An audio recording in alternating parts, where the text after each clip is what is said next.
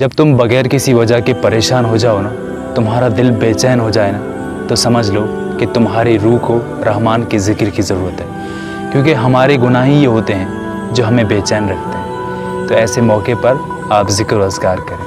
بھلا تم لوگ دنیا کی زندگی میں تو ان کی طرف سے بحث کر لیتے ہو، سو قیامت کے دن ان کی طرف سے اللہ کے ساتھ کون بحث کرے گا اور کون ان کا وکیل بنے گا؟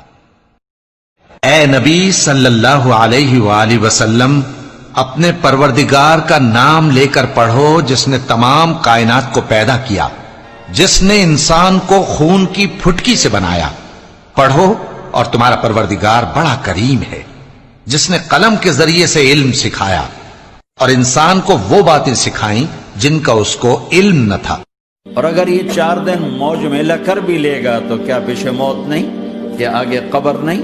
کیا آگے حشر نہیں؟ کیا آگے اللہ کے سامنے کھڑا ہونا نہیں ہے؟ کیا یہ دنیا ایسے ہی چلے گی؟ نہیں نہیں نہیں، اس کائنات کا ایک خالق ہے جس کا نام اللہ ہے۔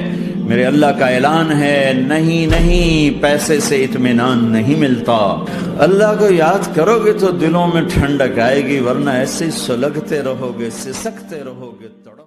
نیکی یہی نہیں کہ تم مشرق و مغرب کو قبلہ سمجھ کر ان کی طرف منہ کر لو، بلکہ نیکی یہ ہے کہ لوگ اللہ پر اور روز آخر پر اور فرشتوں پر اور اللہ کی کتاب پر اور پیغمبروں پر ایمان لائیں، اور مال باوجود عزیز رکھنے کے رشتہ داروں اور یتیموں اور محتاجوں اور مسافروں اور مانگنے والوں کو دیں، اور گردنوں کے چھڑانے میں خرچ کریں، اور نماز پڑھیں اور زکوٰۃ دیں، اور جب عہد کر لیں تو اس کو پورا کریں، اور سختی اور تکلیف میں اور جنگ کے وقت ثابت قدم رہیں۔